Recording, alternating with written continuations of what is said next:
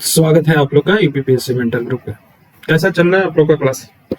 Sunday को भाई announce हो जाएगा, सैटरडे को एक दिन लेट ही सही, लेकिन आप लोग का पूरा जीएस पेपर खत्म हो जाएगा। हम लोग कुल मिला जुला के कहें बहुत दिन लेट हो रहे हैं और ये मैनेज करना होगा आप लोग के। जब छुट्टी पड़ेगी ना तो सुबह शाम जो 15 दिन की छुट्टी है ना वो ले बीतेंगे हम।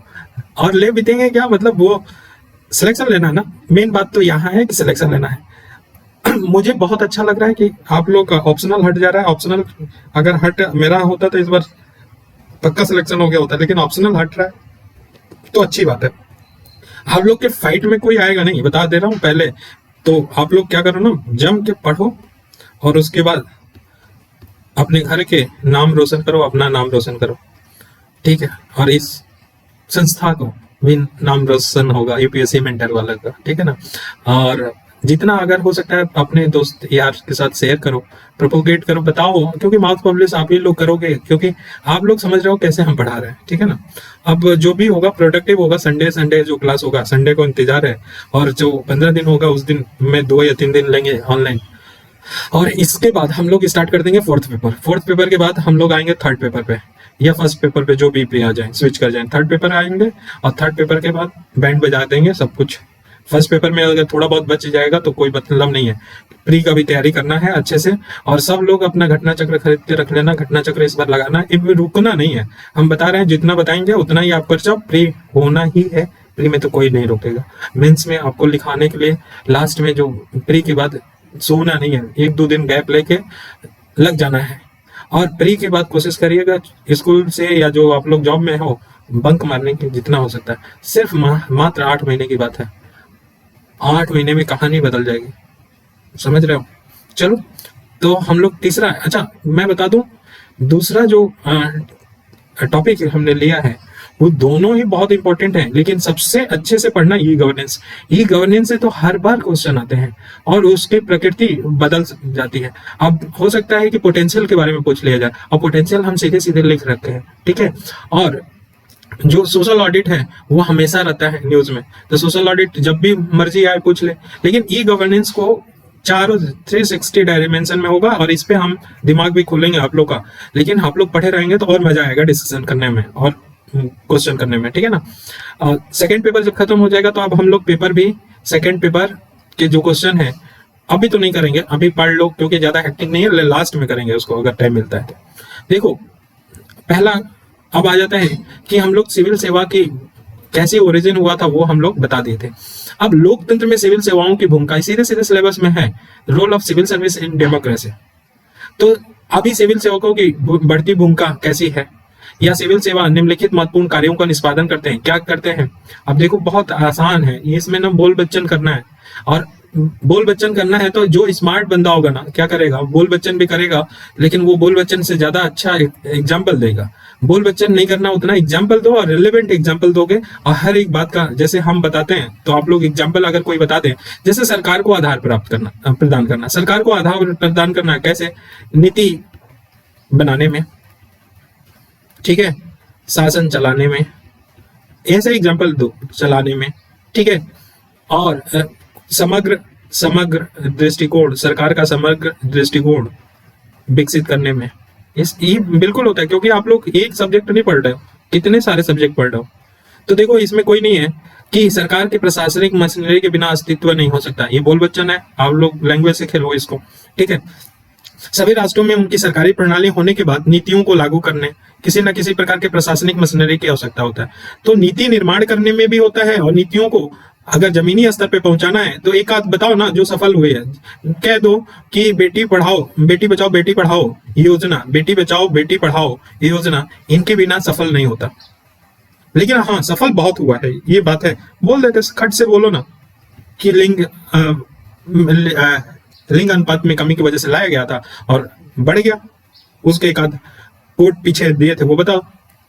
तो कानून और नीतियों को लागू करने के लिए एक साधन के रूप में काम करते हैं, कानून को भी और नीतियों को।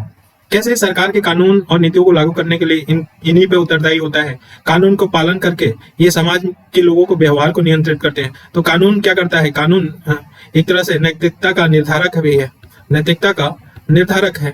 और ये जो अनैतिक लोग होते हैं, जो समाज में अव्यवस्था फैलाते हैं, उनको क्या करता है, कानून उन्हीं लोग के लिए है। जो नैतिक रूप से है उनके लिए कानून का कोई मतलब ही नहीं है। ठीक है, तो कानून पालन करवाने में ये सबसे बड़े हैं। अगर कोई कानून नहीं पालन किया तो जेल भर देगा। ठीक है, सार्वजनिक नीतियों और कार्यक्रम को लागू करने में लक्षित लाभार्थी जो वंचित ग्रुप हैं या संवेदनशील ग्रुप हैं, उनको तक पहुंचाने में एक दक्ष सिविल सेवा अपशिष्टों से बचाव करता है। त्रुटियों को सही करना, कानून और सार्वजनिक नीतियों को लागू करते समय अक्षमता और गैर जिम्मेदारी के परिणामों को सीमित करता है। कुल मिला के हम इतना बोल बच्चन क्यों करें, बताएं। हम कह रहे हैं ना कि क्यों हम लोग ज्यादा अपने पॉइंट पे रहें, अपने देहाती वाला भाषा पे रहें तो ज्यादा समझ में आएगा और लिखने में भी हमें होगा। अब जैसे हम एक एक की पॉइंट अगर दें तो कहेंगे कि कानून लागू करना, कानून और नीति को लागू करना, नीतियों को लागू करना, योजना को सफल बनाना। ठीक है, परियोजनाओं का देखभाल करना। ठीक है, वंचित का कल्याण सुनिश्चित करना, वंचित वर्ग का कल्याण सुनिश्चित करना। ठीक है, हम वही बोल वचन कर रहे हैं, वंचित वर्ग का कल्याण सुनिश्चित करना। और असामाजिक तत्वों पे नियंत्रण करना, ये इनका बेसिक है। नीति निर्माण में सहभागिता है इनके। नीति निर्माण में सहभागिता कैसे है, अब इसको देखते हैं। अच्छा, ये बता दें कि ये कानून और नीतियों को लागू करने के लिए साधन के रूप में आप हेडिंग डालोगे, उसमें क्या क्या लिखोगे कि नीति निर्माण, ये बोल बच्चन तो करोगे। नीति निर्माण में सहभागिता कैसे करेंगे ये नीति निर्माण में, क्योंकि ये ग्राउंड के जो जमीनी स्तर पे व्यवहारिक रूप से लागू कौन करता है, व्यवहारिक रूप से लागू करते हैं यही कोई योजना हो, परियोजना हो, कानून हो या कोई भी, तो उसकी कमियों को बहुत बारीकी से समझते हैं। तो अगर कोई सुधार करना हो किसी में तो वो सलाह देंगे मंत्री परिषद को या मंत्रियों को सलाह देंगे। साथ में उसको और इफेक्टिव, एफिशिएंट बनाना हो, प्रभावशाली बनाना हो तो वो सलाह देंगे। ठीक है, फिर नीतियों के निर्माण में वो क्या चीजें चाहिए, कैसे लोग हैं, तो वो ग्राउंड लेवल पे काम करता है। तो वो उनका ग्राउंड लेवल का विजन होता है, इसलिए वो समग्र विकास की तरफ क्या करते हैं, नीति निर्माण का पहल करते हैं। ठीक है, तो ये ध्यान रखना है कि ये करते हैं, सहभागिता होता है। अगर हम एक बात बोल दें कि क्या अगर IAS PCS ना हो, ठीक है, तो क्या ये नीति बना पाएंगे, ठेंगा नहीं बना पाएंगे। मतलब कि हम कहें कि ये पिलर के रूप में काम करते हैं, नीति निर्माण में सहभागिता होता है इनका। तो पहली बात तो ये समझ में आया। दूसरी बात है कि ये निरंतरता प्रदान करती है। जैसे ये कोट हमेशा करना कि रैमजे म्योर ने टिप्पणी करते हुए ये कहा था कि सरकार बदलेगा, मंत्री की संख्या कम हो सकती है या अधिक हो सकती है, लेकिन हमारा प्रशासन एक ऐसा है जो सदैव चलता रहता है, हमेशा चलता रहता है। और ये हम कहें कि सिविल सेवाएं प्रशासन की क्या है, रीढ़ होती हैं। प्रशासन कि अगर रीढ़ बोला जाए तो कौन होता है, सिविल सेवाएं होती हैं। तो निरंतरता होती है इसके कारण ये इसका। दूसरा है कि सामाजिक आर्थिक विकास में भूमिका क्या है इनका। तो देखो, जितनी आर्थिक योजनाएं चलते हैं या उनका निर्माण किया जाता है उसमें मदद करते हैं। दूसरी बात है कि आर्थिक विकास होगा तो समाज में भी विकास होगा, आर्थिक विकास होगा तो समाज में भी विकास होगा, और समाज में विकास होगा तो समाज क्या होगा, शिक्षित होगा, ठीक है, स्वस्थ होगा। तो ये सामाजिक आर्थिक विकास में इसलिए साथ में लेते हैं कि आर्थिक विकास सामाजिक पे डिपेंड करता है, समाज का विकास आर्थिक पे ऊपर डिपेंड करता है। कृषि को विकास करने में इनका बहुत बड़ा रोल है, जैसे भूमि, जल संसाधन, वन, वेटलैंड, बंजर भूमि के विकास में ये संसाधनों का उचित प्रबंधन करते हैं। जैसे नहर खुदवाना, भूमि को करना, जैसे कि चकबंदी करना, ठीक है ना, हदबंदी करना, वनों को लगाना, आर्द्र भूमि को मैनेज करना, ठीक है, बंजर भूमि को कन्वर्ट करना, ये सब कौन करेगा, यही करते हैं। औद्योगिक विकास में ये सुविधा करेंगे। औद्योगिक विकास कब हो सकता है, उद्योग का विकास तभी हो सकता है जब इंफ्रास्ट्रक्चर हो। इंफ्रास्ट्रक्चर का मतलब क्या, कि सड़क, ठीक है, इलेक्ट्रिसिटी, ठीक है, संचार मतलब परिवहन, ठीक है, बाजार। अगर ये सारी चीजें बढ़िया सुगम उपलब्ध है तो वहां पे औद्योगिक विकास बहुत अच्छा होगा। और ये सुगम व्यवस्था करने वाले कौन है, सुगम रूप प्रदान करने वाले कौन है, यही है, हमारे सिविल सेवक है। नेक्स्ट अगर देखें तो कृषि, उद्योग, शिक्षा, स्वास्थ्य, संचार इत्यादि के लिए उचित विकास लक्ष्यों और प्राथमिकताओं को स्थापित करना है कि कृषि में कितना विकास करना है, उद्योग में, शिक्षा में, स्वास्थ्य में, संचार में। ये विकास करने के लिए क्या करेंगे, ये अपना प्राथमिकता निर्धारित करेंगे कि किस पे हम ज्यादा बल दें। और उसमें भी कृषि में भी दे रहे हैं तो देखेंगे कि इस बार भूमि क्या हो गया, सूखा आ गया, तो वो क्या करेंगे, कहेंगे कि अच्छा पहले जल प्रबंधन करो। तो प्राथमिकता में क्या होगा, जल प्रबंधन होगा। उद्योग में प्राथमिकता होगा कि अरे पहले इंफ्रास्ट्रक्चर बनाओ। शिक्षा में क्या होगा, सब लोग को सुलभ शिक्षा देना है। स्वास्थ्य क्या, सब तक मुहैया कराना, ठीक है। परिवहन, सड़क बनाया हो कि परिवहन आना जाना हमारा कॉस्ट है वो कम हो जाएगा। जितना अच्छा परिवहन होता है उतना ही कॉस्ट हमारा क्या हो जाता है, कम हो जाता है, ठीक।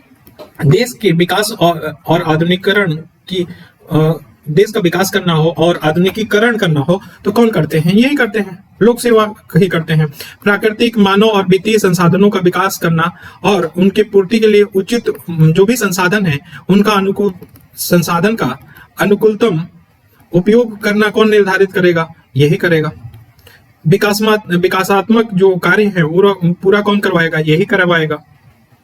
यही मतलब कौन, लोक सेवक, ठीक है, नौकरशाह। और समाज में जो भी सामाजिक आर्थिक परिवर्तन के प्रति उचित दृष्टिकोण रहेगा वो बहुत गहन रूप से विश्लेषण करता रहता है कि समाज में क्या हो रहा है और समाज के पॉजिटिव निगेटिव रूप देखते रहता है, ठीक है ना, कि समाज में कैसा परिवर्तन हो रहा है और उस परिवर्तन के अनुरूप अपना क्या करता है, नीतियों वगैरह का सिफारिश करता है या वो अपने विकास के लिए कदम बढ़ाता है।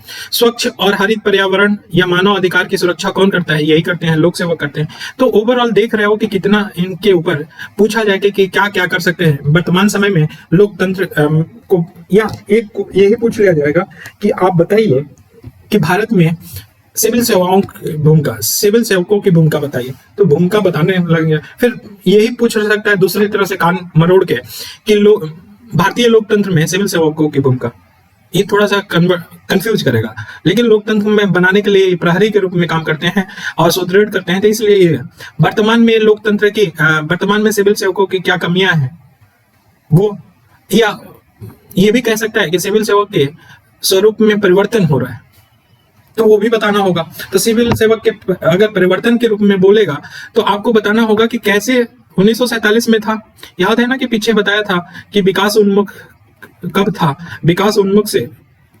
कल्याण से लेके विकास उन्मुख या सेवाओं का प्रदाता के रूप में तक आया है, सफर तय किया है, जो पिछले क्लास में हमने बताया है। कल्याण से सेवाओं के प्रदाता के रूप में हुआ है, तो ये प्रकृति चेंज हुई है, यही प्रकृति को आपको एलेबोरेट कर देना है तो प्रकृति हो जाएगा, और नहीं समझ में आएगा तो फिर भी हम बता देंगे। तो बात समझ में आ रहा है ना कि एक बार देखें, अगर समरी करें कि अभी तक, अच्छा पूरा पढ़ लेते हैं तब समरी करते हैं। राष्ट्रवाद की भावना को विकसित करने में इसी का मदद है। जैसे जातिवाद का विरोध, जातिवाद का निराकरण कौन करेगा, ये अगर जातिवाद में लड़ाई हो रही है दो ग्रुप में तो निवारण यही करेगा। निर्जातीय संघर्ष हो रहा है उसको देखेगा, क्षेत्रवाद आ रहा है तो उसको दबाएगा, ठीक है, अगर फायदे वाला है तो उसको बढ़ाएगा। ऐसा नहीं है कि क्षेत्रवाद हमेशा घाटे के लिए होता है। तो वो क्या करता है, अखंडता और एकता सुनिश्चित कौन करता है, ग्राउंड लेवल पे यही करता है, लोकतंत्र को सुगम बनाता है। और एक बहुत अच्छा क्वेश्चन बन सकता है कि लोकतंत्र को सुगम बनाने के लिए जो भी लोक सेवक है या नौकरशाह है उनका अहम भूमिका होता है, इसका चर्चा कीजिए या कुछ भी पूछ सकता है इस पे। तो ध्यान रखना कि लोकतंत्र को सुगम बनाने का मतलब क्या है। जानते हो कि लोकतंत्र में सबसे बड़ी बात होती है चुनाव, और चुनाव के द्वारा प्रतिनिधि चुने जाते हैं। कौन चुने जाते हैं, प्रतिनिधि। और वो प्रतिनिधि कौन चुनता है, जनता चुनती है। तो जनता ही प्रतिनिधि चुनती है, और प्रतिनिधि जो जनता चुन के भेजी जाती है, प्रतिनिधि, वो क्या करते हैं, ये लोक सेवक को या नौकरशाह को नियंत्रण करते हैं और वो जनता के हित में करते हैं। तो ये एक तरह से हो गया ना कि लोकतंत्र को बनाते हैं। अब ये नौकरशाह है, ठीक है, तो नौकरशाह क्या करेंगे कि जो मंत्री या प्रतिनिधि चुने गए हैं उनको सहायता करेंगे, तो एक तरह से जनता को सहायता करेंगे। उनके लोकतांत्रिक अगर कोई आदर्श है उनको बनाए रखेंगे। कौन कर बनाए रखेगा, नौकरशाह बनाए रखेगा, ठीक है। तो हमने कहा कि अगर लोकतंत्र को बनाए रखना है, सुदृढ़ रखना है, तो हमें क्या चाहिए, एक दक्ष सिविल सेवक होना चाहिए। तभी वो लोकतंत्र को क्या कर सकता है, सुदृढ़ बनाया सकता है, ठीक है।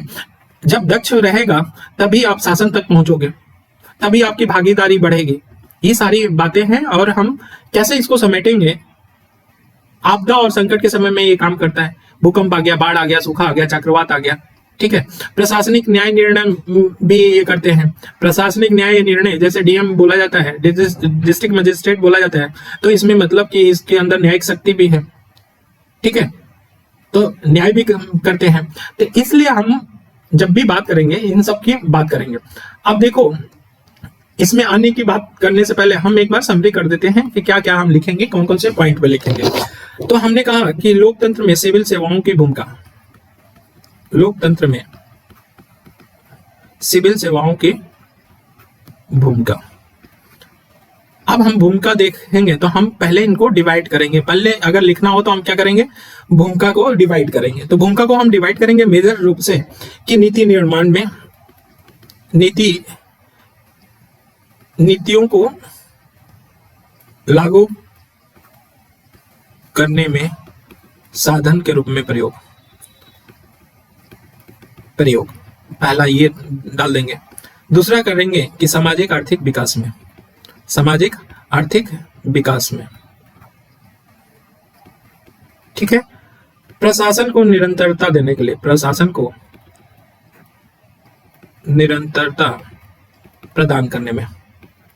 पहले हमें ये टॉपिक क्लियर है ना, तो हम अंदर बहुत बोल वचन कर लेंगे। तो नीति को लागू करने में, सामाजिक आर्थिक विकास में, प्रशासन के निरंतरता प्रदान करने में, और साथ में अगर हम कहें तो आपदा के समय, ठीक है, लोकतंत्र को सुदृढ़ करने में, ठीक, लोकतंत्र को सुदृढ़ करने में। एक आयाम ये भी कर सकते हैं कि पर्यावरण एवं अधिकारों की सुरक्षा करने में, ठीक है, भूमिका। फिर भूमिका हम क्या करेंगे, भूमिका और बता सकते हैं किसमें, इतना ही टॉपिक लिख दें तो हो जाएगा। और भी पीछे हैं लेकिन अभी इतना भी टॉपिक लिख देंगे तो हमारा हो जाएगा। जैसे प्रशासनिक न्याय को हम छोड़ दिए हैं, ये लिख सकते हैं। राष्ट्र भावनाएं विकसित करने में वेरी इंपॉर्टेंट, ये तो हम लिखना ही चाहिए। और आर्थिक सामाजिक विकास में आ जाएगा, निरंतरता आ जाएगा, और कानून की नीतियों को लागू करने में साधन के रूप में। तो ये सारे तो हमने कर दिया है। बस दो डायमेंशन छोड़ा है। क्या हमने दो डायमेंशन छोड़ा है कि एक तो राष्ट्र को एकीकरण करने में, और नेक्स्ट हमारा एक लास्ट वन है न्याय में। ये सारी भूमिका है। अब बोल वचन हमें करना है। देखो, बोल वचन हमें इतना करना है कि हमें अपने टॉपिक यही रहेंगे, लोकतंत्र में सिविल सेवाओं की भूमिका। लोकतंत्र में, भारतीय लोकतंत्र में सिविल सेवाओं की भूमिका जब पूछ दे तो हम क्या करेंगे कि इनको डिवाइड कर देंगे।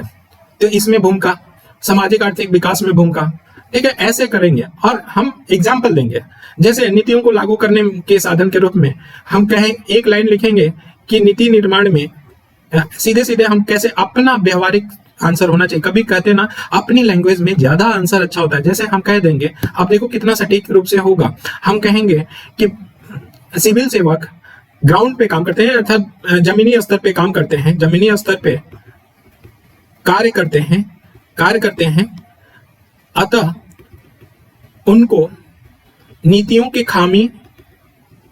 खामियां या समस्याओं और कमियों के बारे में पता होता है।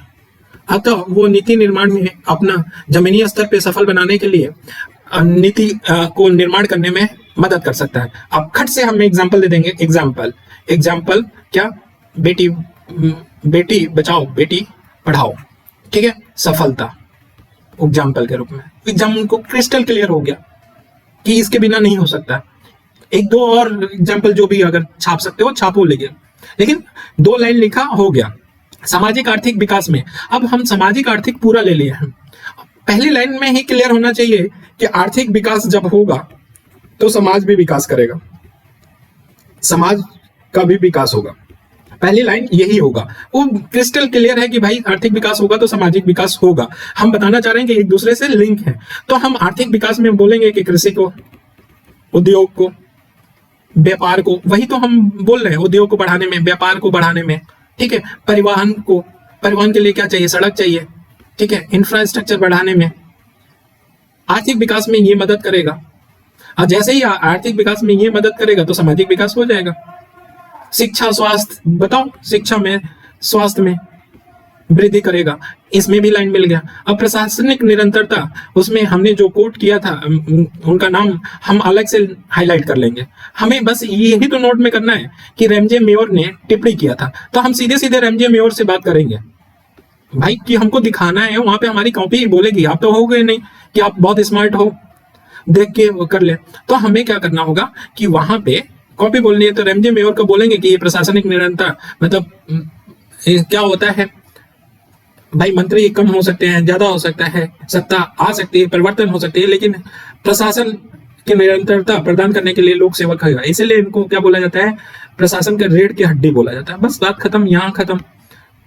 आपदा के समय में बताओ, और कोई एग्जाम्पल है तो दे दो। आपदा के समय में उड़ीसा वाला एग्जाम्पल, फेनी चक्रवात आया था, वो कैजुअलिटी एक भी नहीं हुई थी, एक कैजुअलिटी हुई थी, वो भी मूर्ख था फेनी चक्रवात में। बताओ ना, यहाँ पे खट से बोलो कि बाढ़ ये सब में हो सकता है एग्जाम्पल कि उड़ीसा में इतना भयंकर चक्रवात आया था और उससे कैजुअलिटी सिर्फ एक आदमी की मृत्यु हुई थी, तो इसे पता लगा सकते हैं।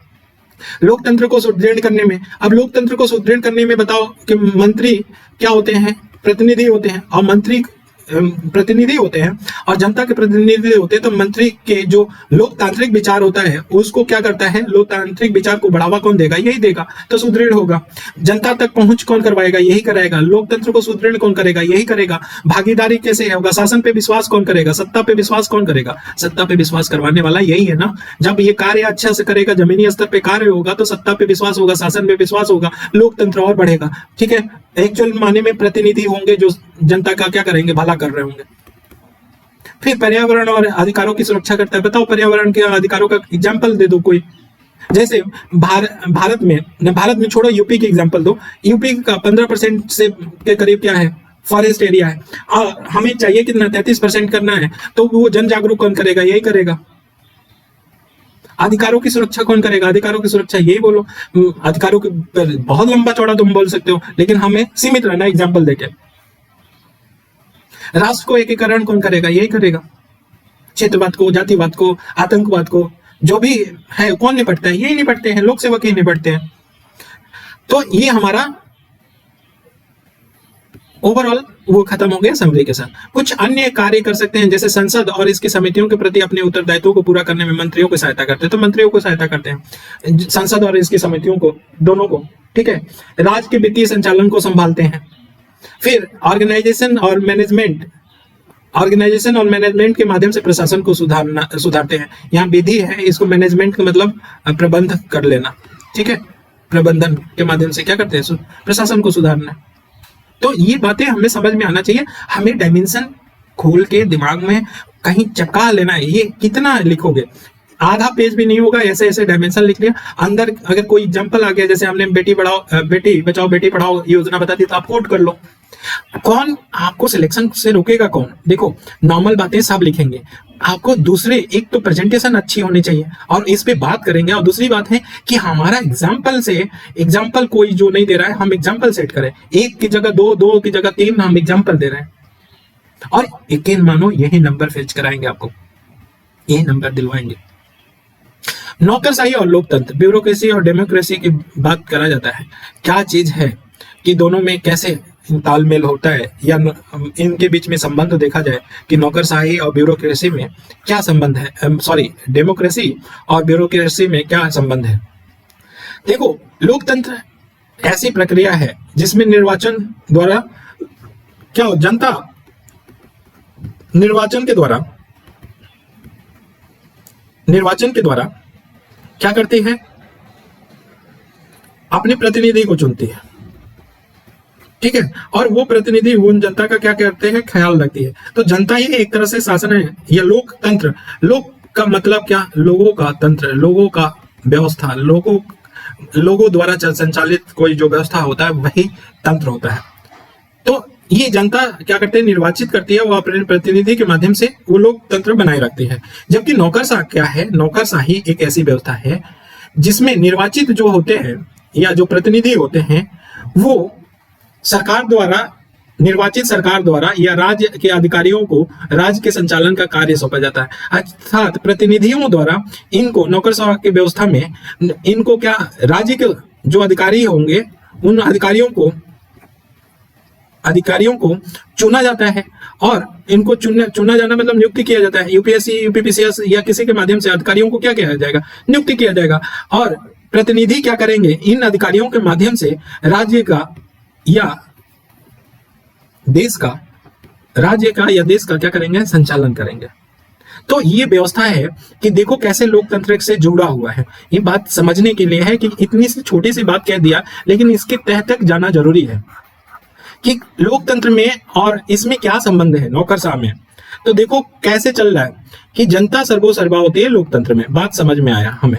और जनता प्रत्यक्ष न करके अपने प्रतिनिधि को चुनती है और वो प्रतिनिधि क्या करता है, सत्ता बनाता है अर्थात राज्य का शासन करता है, राज्य पे शासन करता है। और राज्य को संचालन करने के लिए क्या चाहिए, हमें अधिकारी चाहिए। कौन चाहिए, अधिकारी चाहिए। और वो अधिकारी आएंगे कहाँ, यूपीएससी, पीएससी या यूपीएससी से आएंगे। वो अधिकारी के माध्यम से क्या होगा, ये अधिकारी के माध्यम से राज्य को संचालन किया जाएगा। अब देखो कि जनता इन प्रतिनिधि को चुना तो सर्वा प्रतिनिधि रिप्रेजेंटेटिव बन गया। इसके नीचे कौन हो गया, प्रशासन आ गया। और प्रशासन क्या करेगा, ये राज्य का चलाएगा। इस पे कौन निगरानी करेगा, प्रशासन के ऊपर कौन निगरानी कर रहा है, प्रतिनिधि कर रहा है। अब प्रतिनिधि कर रहा है, इसका मतलब जनता कर रहा है, अर्थात जनता प्रशासन चला रही है। मतलब लोकतंत्र से कितना बड़ा मेल है इसका। जनता ही रिप्रेजेंटेटिव को भेजा है, प्रतिनिधि को भेजा है। और प्रशासक क्या करता है, राज्य का संचालन करता है। संचालन किसके द्वारा, इन्हीं अधिकारियों के द्वारा होता है। और रिप्रेजेंटेटिव ऊपर, प्रतिनिधि ऊपर बैठा हुआ देखता है। तो ये रिप्रेजेंटेटिव को कौन भेजा है, जनता। तो एक तरह से हम कहें ना कि जनता ही प्रशासन के ऊपर देखती है, इसलिए कहते हैं कि लोकतंत्र है भैया। ठीक है ना, जनता ही सर्वोसर्वा है। अब समझ में आया होगा। तो ब्यूरोक्रेसी एंड डेमोक्रेसी कहे ना कि डेमोक्रेसी का एक पार्ट है ना, पार्ट के रूप में डेमोक्रेसी के एक पिलर के रूप में ये होते हैं। मतलब हम अपनी डेमोक्रेसी को किनके द्वारा संचालित करते हैं, इन्हीं के द्वारा। अगर ये जरा सा देखते हैं एक और डायमेंशन, सोचने की बात तो है ना कि सोचना चाहिए कि जरा सा देखो कहाँ डेमोक्रेसी खराब हो जाएगी। डेमोक्रेसी खराब कहाँ होगी कि ये रिप्रेजेंटेटिव बैठा है, प्रतिनिधि बैठा है और यहाँ पे हमारा कौन बोल रहा है, सिविल सर्विस वाले बैठे हैं, इन्हीं के माध्यम से चलाया जा रहा है। अगर ये बंदा लोकतंत्र के मूल्य से खिल जाए, लोकतांत्रिक मूल्य जो है उसको बढ़ावा ना दे, और कौन जब बढ़ावा ना दे और ये क्या करे, ये सबसे बड़ा है, अगर ये ना रोके तो ये इन लोगों की पावर बढ़ जाएगी। लोकतंत्र के क्या करेंगे, दुरुपयोग करने लगेंगे। कब होगा, जब ये सह देंगे। ये अगर मतलब ये का मतलब जनता, सीधी बात है।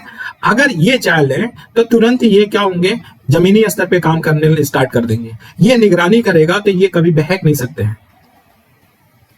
ठीक है, इसलिए एन बोरा की कमेटी के याद रखो, एन बोरा ने बोला था कि जब प्रशासन और राजनीति में गठजोड़ बन जाए ना, वो सबसे खतरनाक होता है लोकतंत्र के लिए। लोकतंत्र के लिए सबसे बड़ा खतरनाक होता है।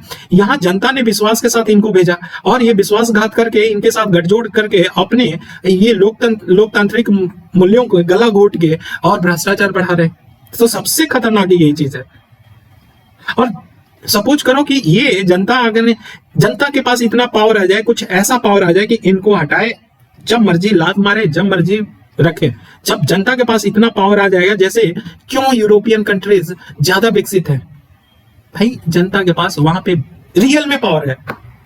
हमने ग्राम सभा की पावर देखा था। ग्राम सभा की पावर कोई नहीं जानता है, लेकिन हम ग्राम सभा की पावर इवन बोल देना तो आप एसडीएम हो ना, दौड़े दौड़े जाओगे अगर वो अपनी शक्ति का यूज करने लगे तो आपके पास क्या शक्ति होगी, शक्ति तो इनके पास है। लेकिन हाँ, वो शक्ति एक आदमी का नहीं है, वो पूरे ग्रुप का है, समूह का है, जनता का है।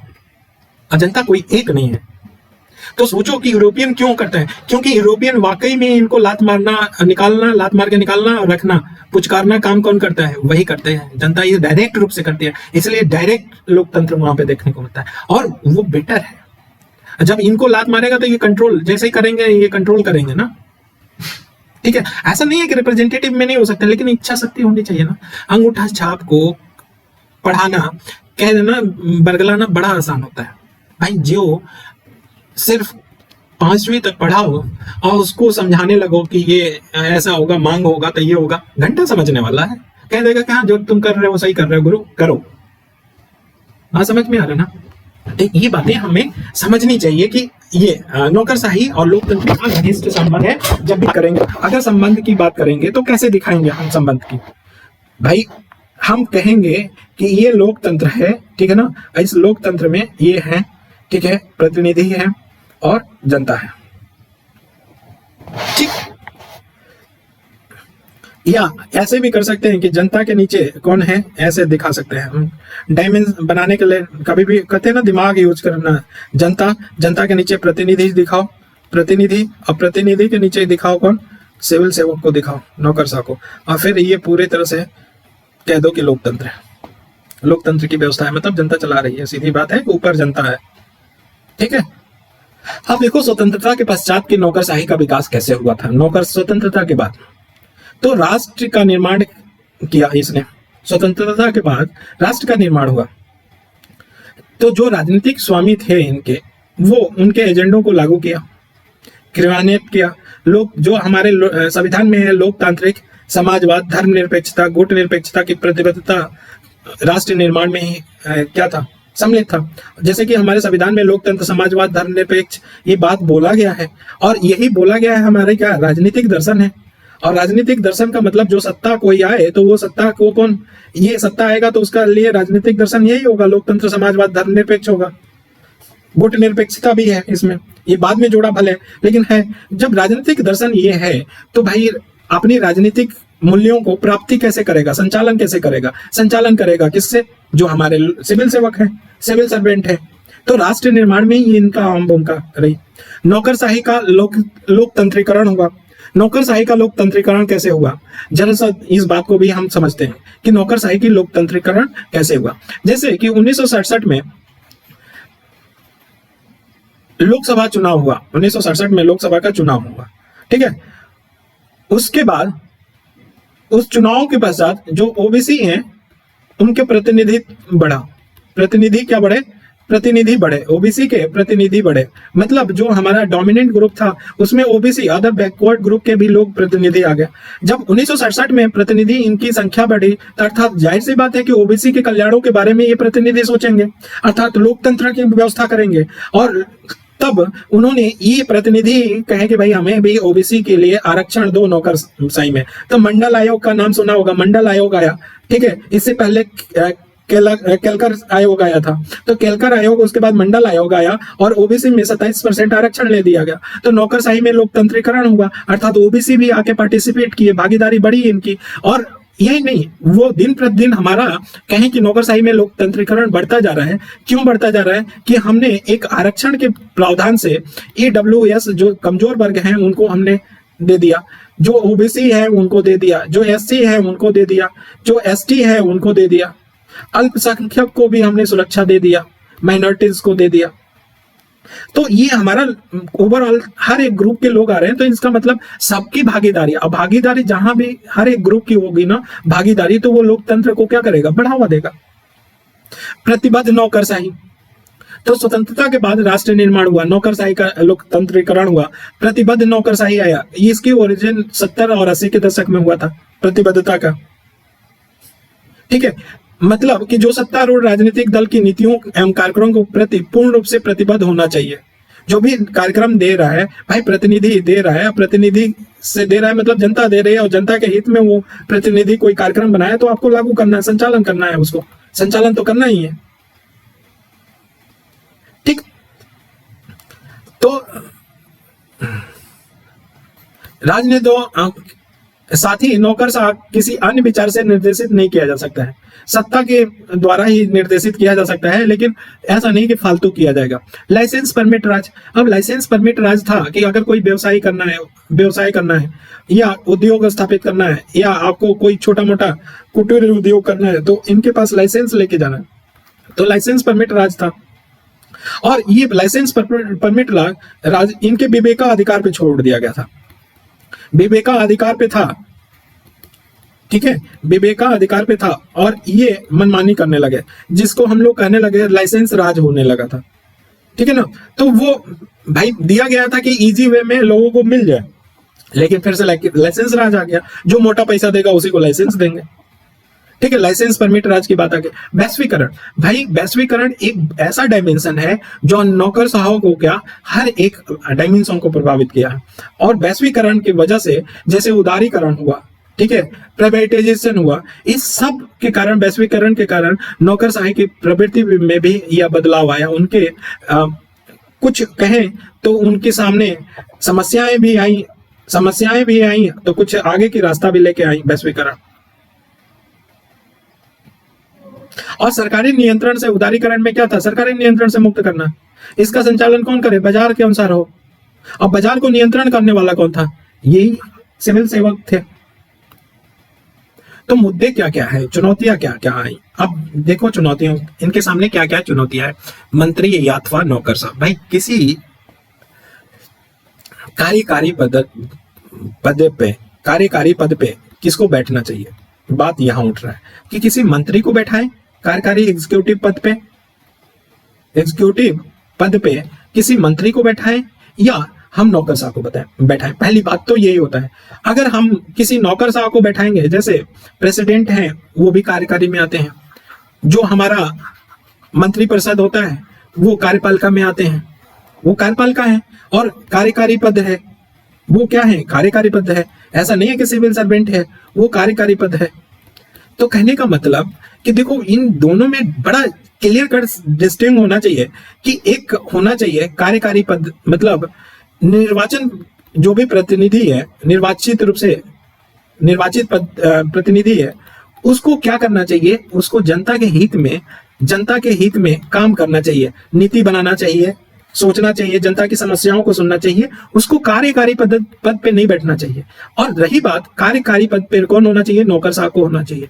नौकरशाह क्या करेगा, जमीनी लेवल पे देखेगा और फिर इनको कांटेक्ट करेगा कि भाई जी ये समस्या आ रहा है, अच्छा तो ठीक है, ये ना बात समझ रहे हो मेरा। तो ऐसे हम कभी भी मंत्री हो या अथवा नौकर हो। दूसरी बात है कि भाई देखो, अगर हम दोनों चीज को मिला दें कि कुछ नौकरशाह होंगे और कुछ प्रतिनिधि होंगे, तो हम कुछ को भी नहीं प्राप्त कर पाएंगे। भाई जब किसी पेशवर राजनेता को पेशवर प्रशासक का प्रभार सौंपा जाता है तो वो दोनों उद्देश्यों को निसफल बना देता है। देख लो यहाँ पे साफ साफ लिखे हैं कि पेशवर राजनेता को पेशवर प्रशासक का प्रभार सौंप दिया जाए तो वो क्या चौपट ही करेगा। तो हमें क्लियर कट होना चाहिए कि कार्यकारी पद पे क्या है। भाई तुमको तो ऐसा नहीं है ना, अक्सर क्या होता है उस पद के पीछे भागे रहते हैं। कार्यकारी मतलब मंत्रिपरिषद हमें बनना है, मंत्रिपरिषद में हमको शामिल होना है, कैबिनेट बनना है। भाई उसके पीछे ना भागो, आपको जनता चुनी है, जनता के हित को देखो, समस्याओं को सुनो, उनके ग्राउंड पे जाओ, ये काम करो। और कार्यकारी चीजें उनको जो नीति बना रहे हो उनको सौंप दो इनके ऊपर, तब एकदम क्लियर कट चलेगा, सब कुछ मस्त रहेगा। तो चुनौती ये बात होगी कि मंत्री बैठेगा कार्य पद पे कि नौकरशाही का राजनीतिकरण। भाई हमने अभी एन बोरा कमेटी की बात बताया। एन बोरा कमेटी बोला कि भाई ये नौकरशाह और राजनीतिक नेताओं में गठजोड़ बहुत है, और इसका डायमेंशन एक और जब हो जाता है अपराधी भी मिल जाते हैं। और साफ साफ एन बोरा बोला ये कितना खतरनाक गठजोड़ है, आप लोग मूल्यांकन नहीं कर सकते। इतना खतरनाक है कि जो अपना विश्वासघात नेता जो चुना जाता है वो जनता द्वारा चुना जाता है, और जनता के द्वारा जनता के हित में काम करना है, लेकिन वो जनता के हित में ना करके भ्रष्टाचार बढ़ाने के लिए और जनता को शोषित करने के लिए काम कर रहा है। तो वो जनता के विश्वासघात कर रहा है। लोकतंत्र का गला डायरेक्ट रूप से ये मिलके घोट रहे हैं।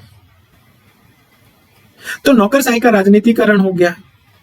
आए दिन में अगर उनके सत्ता के ऊपर आप बिल्कुल लिख सकते हो, जैसे अशोक खेमका ही देख लो, अगर अच्छा काम कर रहा था तो ठीक, अच्छा काम करता, वो उनके सत्ता के हिसाब से काम करता तो कहीं ट्रांसफर नहीं होता।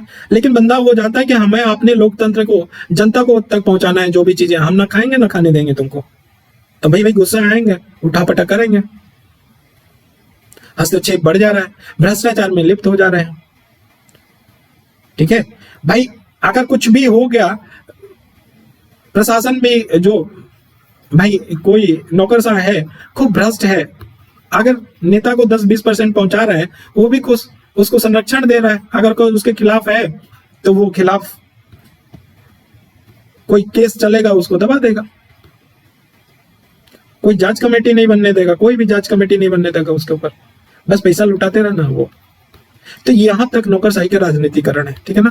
अब नेक्स्ट है कि राजनेता, नौकरशाह और व्यवसायी का गठजोड़, वही गठजोड़ की बात इसी में आ गया। अच्छा, ये क्रोनी कैपिटलिज्म वर्ड आता है, हमेशा यूज करना है क्रोनी कैपिटलिज्म। क्रोनी कैपिटलिज्म ये लिखा है हिंदी में, ये इसका मतलब क्या है, एक सीधा सा लैंग्वेज में हम बोले, हम बहुत सीधा से बोले, क्रोनी कैपिटलिज्म, उद्योगपति ने दिया चंदा, उद्योगपति ने दिया चंदा तो नेताओं ने दिया धंधा, बस यही है क्रोनी कैपिटलिज्म। उद्योगपतियों के फेवर में ने क्या पॉलिसीज बनाना, ये होता है क्रोनी कैपिटलिज्म। कितना नीतियों को प्रभावित कर सकते हैं अडानी अंबानी, आप जानते हो। जब से बीजेपी आई है, अडानी दिन दूना रात चौगुना बढ़ रहा है, दिन दूना रात चौगुना, उसको कहां कहां से लोन नहीं मिलता है इस गवर्नमेंट की वजह से। और हालत ये हो गया है साहब कि ये नंबर 1 पे है आज गौतम अडानी, इस ससुरे के ऊपर इतना लोन है कि आप बता नहीं सकते हो, इतना लोन है। लेकिन आज जो आकलन करने वाला है वो बताया है कि भारत का सबसे बड़ा अगर धनी व्यक्ति है तो कौन है, अडानी है। और वो भी 1-2 मार्जिन 150 से, और 88 है कौन, अंबानी। गैप देखो। तो उद्योगपति ने दिया चंदा तो नेताओं ने दिया धंधा, यही है, या दल ने दिया धंधा, यही है क्रोनी कैपिटलिज्म। अब बात इसके सेंस को समझ लो। और हम लिख सकते हैं उद्योगपति ने दिया चंदा क्रोनी कैपिटलिज्म में लिख सकते हैं, ये एक मुख्य है, लोकतंत्र को क्या ये बनाया है। तो देखो यहाँ पे किसका, राजनेता और व्यवसायी का गठजोड़ हो गया, और फिर नौकरशाह भी बीच में आ जाते हैं। ग्राउंड लेवल पे कौन देखेगा, यही देखेगा ना, ये राजनेता बोले कि नौकरशाह को कि भाई तू देख लेना, तेरा वो लखनऊ में है वो हमारा एक बंदा है ना XYZ, उसका यार कुछ ऐसा ना हो, गड़बड़ ना हो, तो ये जी सर देख रहे हैं। तो व्यवसायी के पास गया नौकरशाह, कहा कि हमको कितना दोगे, भाई कहेगा कि चलो हम तुमको सब कुछ कर रहे हैं, अगर हम कोई काम करेंगे लाइसेंस देंगे, हम यहाँ पे सड़क जा रहा है तुम आ जाओ। व्यवसायी वहां आ गया, पैसा कमाया, नौकरशाह को दिया, निरंतर को दिया। बहुत बड़ा धंधा चलता है यार, क्या बताना है इससे, क्या मतलब हमको पढ़ना है। गवर्नेंस की बात आती है, और कभी भी भावों में मत बहना जब मेंस लिख रहे हो, इसलिए अभी से मेडिटेशन करना स्टार्ट करना, भावों में नहीं बनना है, कि हमेशा बैलेंस होना चाहिए। नौकरशाही का रवैया, अब नौकरशाही की रवैया में अभी हमने क्या बोल रहे हैं, चुनौतियों में पढ़ रहे हैं, समस्याओं में पढ़ रहे हैं। तो हमने पहला बताया, क्या चीज को लेके बताया, एक तो राजनीतिकरण की बात करें, हस्तक्षेप वाली। दूसरी बात हमने किया गठजोड़ की, ठीक है। तीसरी बात किया मंत्री या नौकरशाह कार्यपालिका पद पे, ठीक है। चौथा आ रहा है नौकरशाही की रवैया। हाँ, उदारीकरण हमने कहा ना कि वैश्वीकरण ने बहुत प्रभावित किया, और इसके बाद नौकरशाह के रवैये में भी परिवर्तन आ गया। पहले क्या था कि शुरुआती जब देखा जाए कि 1947 के बाद कोई सुधार होता था ना, तो सीधे प्रतिरोध करने लगते थे, अरे नहीं। और मालूम है ना, आईएस लॉबी इस इंडिया की सबसे खतरनाक लॉबी होती है। अगर कहें ना, हित समूह होता है ना, अपने हित को देखने के लिए आईएस लॉबी, मैंने एग्जांपल देखा है यार, बहुत देखा है। जो दोस्त है बन चुके हैं डीएम, उनकी बात अपनी बता रहा हूँ। आईएस लॉबी बहुत ताकतवर लॉबी है। वैसे ही इनसे क्या एसडीएम की भी लॉबी जानते हो चलता है, उत्तर प्रदेश में भी एसडीएम एसोसिएशन है, पीसीएस एसोसिएशन है। और ये जब लॉबी होती है ना, अब सोचो पीसीएस की लॉबी लड़ने लगे, अच्छा हुआ हमारा नहीं हुआ। हम ये चीजें ना मन को खट्टा करते हैं। अगर समाज की सेवा करना है तो हम तो ऐसे भी आप लोग को बना के समाज की सेवा कर सकते हैं, हम नहीं सही तो हमारे प्रतिनिधि आप ही सही। लेकिन ये सोचो कि एसडीएम की लॉबी हो और कभी लड़ाई आईएएस की लॉबी, दोनों के बीच में आ जाएगा तो कौन जीतेगा, जानते ही हो। एसडीएम कहीं खड़ा नहीं हो पाता है, लेकिन हाँ हमेशा तनातनी होती है। तनातनी हमेशा देखने को मिलती है, लेकिन कभी आईएएस के सामने एसडीएम की लॉबी नहीं टिक सकती, और ऐसा एग्जांपल यूपी में देखने को बहुत मिलता है। तो हमने क्या बोला कि नौकरशाही की रवैया चेंज हो रही है। अब सुविधा प्रदाता बनने के बजाय विकास में ही बाधक सिद्ध हुए हैं। अब कुछ वर्षों में हुआ जैसे सुविधा प्रदाता के रूप में उदारीकरण हुआ तो कैसे हुआ कि लाइसेंस राज बोले थे ना कि लाइसेंस राज, लाइसेंसों को विवेक का अधिकार दिया गया, इनको विवेक का अधिकार, ठीक है। अब लाइसेंस उदारीकरण का मतलब क्या कि सब जो तुम कठिन कार्यालय में दौड़ा रहे थे उसको हम बड़ा इजी कर दे, आसान कर दे। तो अब लाइसेंस राज की इनकी जो पैसा मोटा रकम कमा रहे थे वो खतरा, अब कौन चाहेगा कि इसको हटाएं, तो विरोध कर रहे थे। और जब ये लाइसेंस ही नहीं देंगे या कुछ मान लो कि 1 महीना में लाइसेंस मिलना था उसको 5 साल लग गए, तो कौन उद्योगपति चाहेगा कि उसके एरिया में या उस स्टेट में हम अपना क्या लगाएं, उद्योग स्थापित करेंगे, नहीं चाहेगा। तो नौकरशाही की रवैया लाल फीताशाही, ऐसे ही बोलेंगे ना हम, सीधी बात है। अगर हम बात करेंगे, कभी बात करेंगे नौकरशाही की रवैया, तो रवैया में बोलेंगे लाल फीताशाही, ठीक है, असंवेदनशील, ठीक है। फिर हम बोलेंगे लाइसेंस राज, परिवर्तन विरोधी। अब धीरे धीरे हो रहे हैं ना। तो भारत में सिविल सेवाओं से जुड़े मुद्दे क्या हैं? अब ये क्वेश्चन पूछा जाए कि क्या क्या है। तो नौकरशाही का वेबेरियन मॉडल और संबंधित मुद्दे देखा जाए। Weberian model too good, Weberian model, जब भी नौकरशाही की बात आए तो वेबेरियन मॉडल का जिक्र करना चाहिए। 5 मिनट के बाद हम इस पे बात करेंगे, क्योंकि very very important, Weberian model पे ही आपका क्वेश्चन बन सकता है। तो ध्यान रखना कि कोई वेबेरियन मॉडल हमने बताया था। दूसरी है कि भारत में सिविल सेवाओं से जुड़े मुद्दे क्या हैं, ये आए दिन हो सकता है, 4th पेपर में तो मिल ही जाएगा देखने को। तो हम एंट्रिकल वेंट्रिकल सब खोल के देखें, चारों 360 डायमेंशन, और लिंक करना है, घूम जाएंगे। पहले अच्छे से समझ लो, अपनी लैंग्वेज हमेशा डेवलप करना, लिखने का बेस्ट अगर नंबर पाना है तो कभी भी किताबों की लैंग्वेज में ना जाओ, अपनी लैंग्वेज हमेशा अपनी अंडरस्टैंडिंग से लिखो, और जितना छोटा कर सकते हो उसी से छोटा होगा, और कुछ नहीं। तो चलो 5 मिनट के बाद आप लोग भी चाय पी लो, फिर मिलते हैं। तो हम लोग वेबेरियन मॉडल को समझते हैं। वेबेरियन मॉडल नौकरशाही का वेबेरियन मॉडल है, इस पे क्वेश्चन बनने की संभावनाएं हैं। अगर बन जाएगा तो आप लोग परेशान ना होना, इसको अच्छे से समझ लो। पहले ये कहीं ना कहीं GS4 में या GS2 में इस वेबेरियन की बातों को कोट कर सकते हैं, और बहुत अच्छे से कोट कर सकते हैं। वेबेरियन नाम ही याद रखना। देखो, वेबेरियन मॉडल ये आधारित नौकरशाह क्या है, इसके बारे में अगर इंट्रो की बात करें तो इंट्रो की बात सीधे सीधे हम पढ़ देते हैं। इंट्रो में हमें कहानी नहीं बताना है कि वेबेरियन मॉडल पे आधारित नौकरशाही एक ऐसे करियर का गठन करती है जिसमें वरिष्ठता के आधार पे पदोन्नति की प्रणाली, मतलब वरिष्ठता के आधार पे पदोन्नति दिया जाएगा। पेंशन के अधिकार के साथ साथ अधिकारियों के लिए निश्चित पारिश्रमिक पदानुक्रम के रूप में संगठन एवं कठोर नियमों का अनुपालन इत्यादि जैसी विशेषताएं शामिल होती हैं। ये हम इंट्रो लिख सकते हैं, इसमें अपनी लैंग्वेज में लिखना है, और उसमें शामिल क्या करना है कि वरिष्ठता के आधार पे पदोन्नति देंगे, पेंशन के अधिकार को लागू करेंगे, और निश्चित उनको पारिश्रमिक पदानुक्रम के रूप में दिया जाएगा, ठीक है। कठोर नियम का अनुपालन आदि किया जाएगा। ये वेबेरियन बताता है नौकरशाही की ये विशेषताएं हैं। तो वेबर ने नौकरशाही के विशेषताओं की पहचान की। तो नौकरशाही की विशेषता क्या है, इसको हमें अच्छे से समझना है।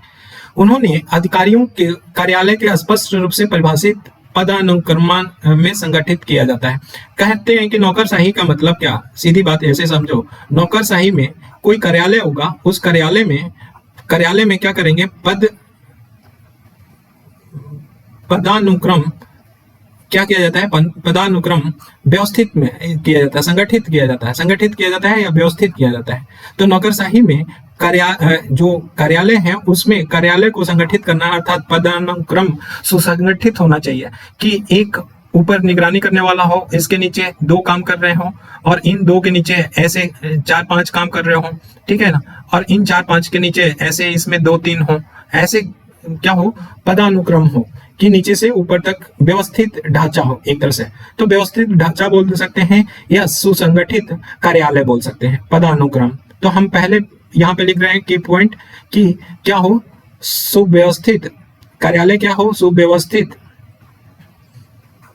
व्यवस्थित हो और पदानुक्रम निश्चित हो।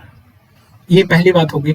दूसरी बात है कि जो उम्मीदवार हैं या नौकरशाह हैं उनमें तकनीकी योग्यता आनी चाहिए, अर्थात वो टेक्नोलॉजी से जुड़ा हुआ होना चाहिए, वेरी इंपॉर्टेंट। और टेक्नोलॉजी जानते ही हो कि संसाधनों को क्या कर देता है, कुशल या इष्टतम उपयोग कर देता है। ठीक है, तो ये दूसरी बात है कि तकनीकी की बात हो गई कि तकनीकी रूप से क्या होना चाहिए, योग्य होना चाहिए।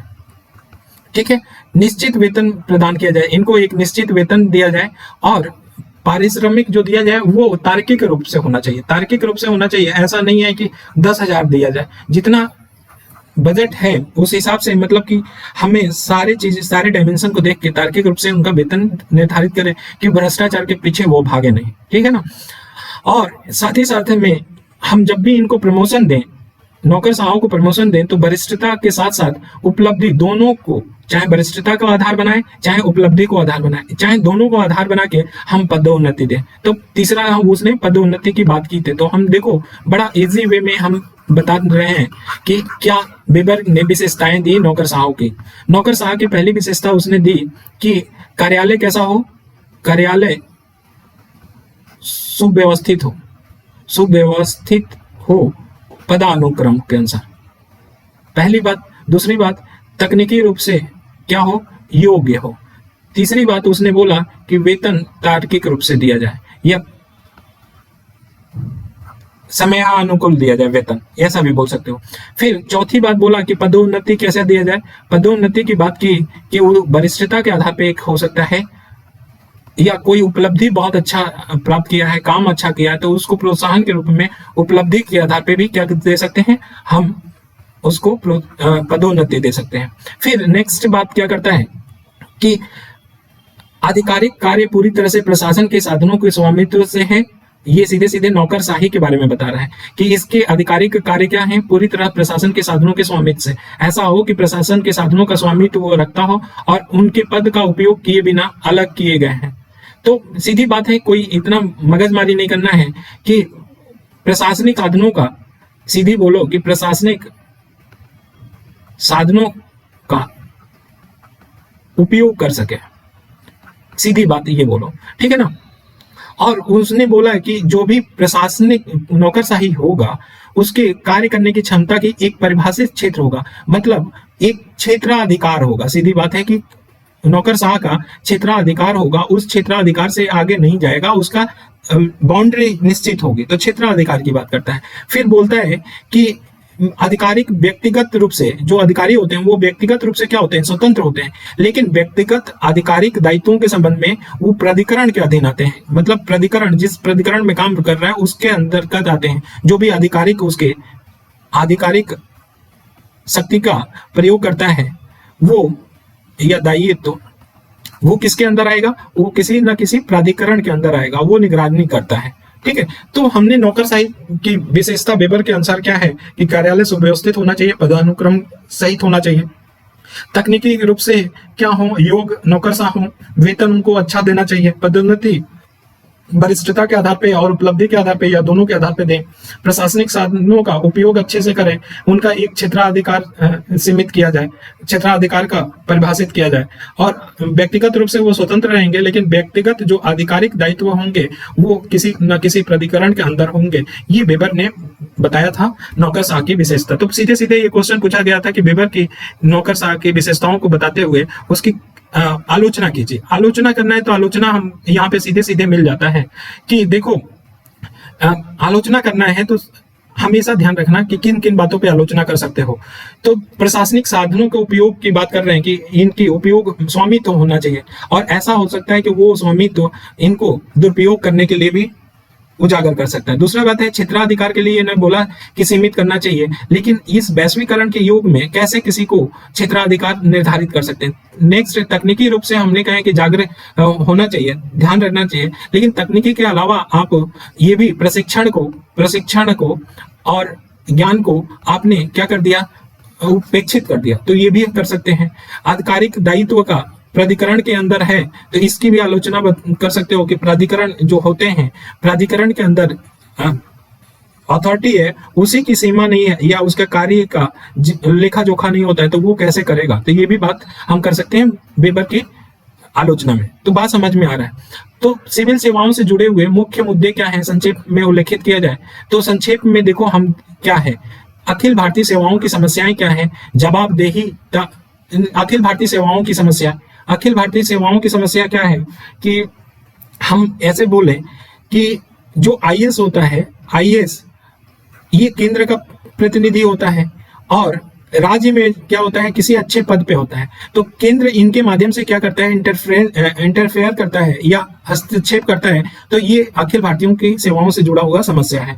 जवाबदेहिता की अनुपस्थिति, अप्रचलित कानून, जो पुरातन कानून है, ब्रिटिश कानून है, वो अप्रचलित है। नियम और प्रक्रियाएं, तो जो भी कानून है अप्रचलित नियम कानून, जैसे 66A को अप्रचलित कानून सुप्रीम कोर्ट ने घोषित कर दिया और उसके बाद भी 3-4 साल तक चलता रहा, तो इसका मतलब ये कानून के बारे में ज्यादा ध्यान देते ही नहीं है। अत्यधिक केंद्रीकरण, भाई अत्यधिक सेंटर के पास चला जाएगा तो ये क्या होगा, संघवाद के विरोध होगा, संघवाद के विरोध होगा तो अत्यधिक केंद्रीकरण नहीं होना चाहिए। और दूसरी बात है इनकी कार्य संस्कृति भी खराब है, जो कल्चर है वो लॉबी ज्यादा डोमिनेंट हो जा रही है, ठीक है ना, लॉबी हो रही है। कार्य संस्कृति को हम 4th पेपर में अच्छे से पढ़ेंगे, लेकिन कार्य संस्कृति इनकी लाल फीताशाही जैसे देखने को मिलता है, राजनीतिकरण देखने को मिलता है, दक्षता का अभाव होता है, सेवाओं का राजनीतिकरण, राजनीतिक हस्तक्षेप ये भी है, प्राधिकरण का दुरुपयोग, नकारात्मक शक्ति और भ्रष्टाचार, भूमंडलीकरण या वैश्वीकरण की वजह से विश्व में समान सिविल सेवक की समानाज्ञ, जो समान जानकारी रखने वाले हैं वो सिविल सेवक के सामने होगा, क्योंकि वैश्वीकरण अंतर्राष्ट्रीय जगत से जोड़ देता है। तो हमारी व्यापक सोच होनी चाहिए, विश्लेषण क्षमता अच्छी होनी चाहिए। तो हमने एक एक लाइन में यहाँ पे नोट कर दिया है, तो आप इसको भी रट लोगे या समझ लोगे तो बात समझ में आ जाएगा। चलो हम अगर इनकी डिटेल की बात करें कि उपयुक्त सभी मुद्दों को निम्नलिखित तरीकों से सिविल सेवाओं एवं लोकतंत्र के मध्य संघर्ष उत्पन्न किया है। जैसे अब उपयुक्त सभी मुद्दे कैसे किए हैं, कठोर संगठन संरचनाएं, बोझिल प्रक्रियाएं, अभिजात्यवादी, सत्तावादी, रूढ़वादी दृष्टिकोण, तो ये सब समस्याओं के अंदर लिख सकते हैं। ये व्यापक कर रहे हैं, उसको ही एक्सप्लोर कर रहे हैं कि जो हमारे संगठन की संरचनाएं हैं वो वेबर की तरह नहीं है। तो वेबर की आलोचना में ये कर सकते हैं, बोझिल प्रक्रियाएं हैं, अभिजात वर्गों को ज्यादा उसमें दिया जाता है, भाई भतीजावाद है, सत्तावादी है, रूढ़वादी है दृष्टिकोण रखती है। नौकरशाही में अधिकारी अलग अलग खंडों में अपनी भूमिकाओं का निर्वहन करते हैं, मतलब कोई भी निर्णय कई चरणों से गुजरता है, तो ये क्या कर देता है, ये एक तो देरी कर देता है, कई चरणों से होगा, और दूसरी बात है कि ये कन्फ्लिक्ट और बढ़ा देगा, कन्फ्लिक्ट बढ़ा देगा और प्रभावी नहीं होगा। तो ये कई चरणों से गुजरता है तो उनपे कोई नियंत्रण नहीं होता है, तो व्यक्तिगत निर्णय लेने के बहुत कम या कोई अवसर नहीं होता है। व्यक्तिगत निर्णय अगर कोई अच्छा ले सकता है तो वो नहीं होता है, तो ये भी एक कमी है, ठीक है। सामंजस्य की बात देखें तो वो सामंजस्य नहीं होता है, नियमितता नहीं होती है इन लोग में, ठीक। नियमों जैसे समग्र दक्षता है तो जो समान नियम है वो व्यक्तिगत मामलों में असक्षमता और अन्याय उत्पन्न कर देते हैं। जो नियम है वो इतने कठोर हैं कि व्यक्तिगत रूप से कोई अगर चाहेगा कि हम हेल्प करें या जो वंचित ग्रुप हैं उनको हेल्प करें तो वो नहीं कर सकता, ठीक है। तो ये सारी हमारे संघर्ष उत्पन्न करते हैं सिविल सेवाओं और लोकतंत्र के मध्य संघर्ष, ये है, ये ध्यान रखना वेरी इंपॉर्टेंट है। लोकतंत्र के मध्य यही पूछ लेगा कि सिविल सेवाओं और लोकतंत्र के मध्य को संघर्ष के को रेखांकित करिए। तो लोकतंत्र के साथ कहेंगे कि क्या लिखें, अभिजातवाद लोकतंत्र के खिलाफ है, सत्तावादी लोकतंत्र के खिलाफ है, रूढ़िवादी खिलाफ है, कठोर संरचनाएं लोकतंत्र के खिलाफ है, बोझिल प्रक्रिया भी है, ठीक है, कई चरणों से गुजरता है, व्यक्तिगत निर्णय नहीं ले सकते हैं, व्यक्तिगत निर्णय लेंगे तो नप जाएंगे, ठीक। ओवरऑल समझ में आना चाहिए। अखिल भारतीय सेवाओं का महत्व क्या है, significance of all India service जब भी पूछेगा तो क्या है। तो देखो महत्व की बात करें तो ये हमने जो उसकी भूमिका पढ़ा था वही भूमिका इसका महत्व भी हो जाएगा। भूमिका जो होगा जैसे देश की एकता और समन्वय बढ़ाने की बात करेगा, ठीक है, और राज्य को जैसे सामाजिक आर्थिक, हम सीधी बात करते हैं कि सामाजिक आर्थिक विकास करेगा, सामाजिक आर्थिक विकास करेगा, ठीक है ना, ये बात करेंगे। दूसरा बात है कि जो संवेदनशील ग्रुप होते हैं उनकी कल्याणों की रक्षा करेगा, ठीक। भारतीय में क्या करेगा कि सेंटर और स्टेट के बीच में संबंध अच्छा बनाएगा, प्रशासनिक संबंध अच्छा होगा और विकास को सुनिश्चित करेगा। राज्य का विकास सुनिश्चित करेगा तो उससे राष्ट्र का भी विकास क्या होगा, सुनिश्चित होगा। तो ये बातें होंगी। नीतियां क्या होगा, अच्छी तरह से लागू करेगा तो लोगों के सामाजिक और आर्थिक विकास क्या होगा, डेवलप होगा, तो वो होगा, इसके लिए कल्याणकारी होगा। ठीक है। और देखो, मंत्रियों को सलाह दे सकते हैं, वही बातें लिखनी है, लेकिन कोई ये नहीं है, पैमाना नहीं है, आप बहुत लिख सकते हो, जो भूमिका बताया उसी से। ठीक है। राष्ट्रीय या संवैधानिक आपात की स्थिति में केंद्र की सहायता करेगा, तो जब भी आपातकाल लगेगा तो वो सर्वोसर्वा हो जाते हैं और इन्हीं पे कौन बोझ आ जाता है, तो यही करेंगे। ठीक है। केंद्र सरकार से अगर संपर्क करना है तो कौन करते हैं, यही करते हैं। ठीक। अखिल भारतीय सेवाओं से जुड़े मुद्दे क्या हैं, तो ऑल इंडिया सर्विस से जुड़े हुए मुद्दे क्या हैं, कमियां क्या हैं। अब देखो, केंद्र राज्य संबंध पे सरकारी आयोग ने निम्नलिखित प्रश्न किए हैं, तो केंद्र राज्य से जुड़ा हुआ संबंध से क्या इनके मुद्दे हैं। तो हम कैसे देखेंगे कि अखिल भारतीय सेवाओं ने संविधान निर्माताओं की अपेक्षाओं को पूरा किया है कि नहीं, पहली बात तो क्वेश्चन यही उठता है। दूसरा, क्या राज्य सरकार उनके ऊपर अधिक नियंत्रण होना चाहिए कि नहीं, जो AIS हैं, मतलब ऑल इंडिया सर्विस हैं, उनके ऊपर राज्य का नियंत्रण होना चाहिए कि नहीं, क्योंकि सेंटर स्टेट के बीच में, और ये सिर्फ सरकारी आयोग ने प्रश्न खड़ा किया है। तो इसके बारे में समझ जाओ कि कहां ले जाना चाह रहे हैं, कि संविधान निर्माताओं ने क्या अपेक्षा की और क्या ये कर रहे हैं। दूसरी बात है कि इनके ऊपर राज्य का नियंत्रण होना चाहिए कि सेंटर का ही सबसे ज्यादा नियंत्रण होना चाहिए, या कितने तक होना चाहिए। ठीक है। तो अधिकांश इस बात मानते हैं कि AIS ने बड़े पैमाने पर संविधान निर्माताओं की उम्मीदों को पूरा किया, हालांकि कुछ चिंताएं हैं। अब चिंताएं क्या हैं, यही मुद्दे हैं। तो सरकारी आयोग का जरूर होंगे, बात करेंगे। स्वतंत्रता के अनेक वर्षों के पश्चात AIS की प्रासंगिकता, स्वतंत्रता के अनेक बाद ये AIS का ऑल इंडिया सर्विस की प्रासंगिकता के बारे में बात किया जाता है। जैसे राजनीतिक प्रशासनिक प्रबंध की गंभीर समस्याएं हैं, अस्थिरता के कारण संविधान में के निर्माताओं ने AIS का प्रावधान किया था। तो जब स्वतंत्र हुआ था तो देश के समक्ष क्या था, राजनीतिक प्रशासनिक प्रबंध की गंभीर समस्याएं थी। तो उस समय AIS की व्यवस्था कौन किया था, जो संविधान निर्माता थे। लेकिन अब क्या हुआ, तब से और अब में बहुत फर्क हो गया। ठीक है। अब संघ और राज्य सरकारों ने पर्याप्त राजनीतिक और प्रशासनिक और प्रबंधीय अनुभव प्राप्त कर लिए हैं। तो अब अनुभव प्राप्त कर लिए हैं, पहले अनुभव नहीं था, इसलिए सेंटर के अंदर रखा गया था। लेकिन अब संघ भी अनुभव प्राप्त कर लिया, स्वतंत्रता के बाद राज्य भी प्राप्त कर लिया है।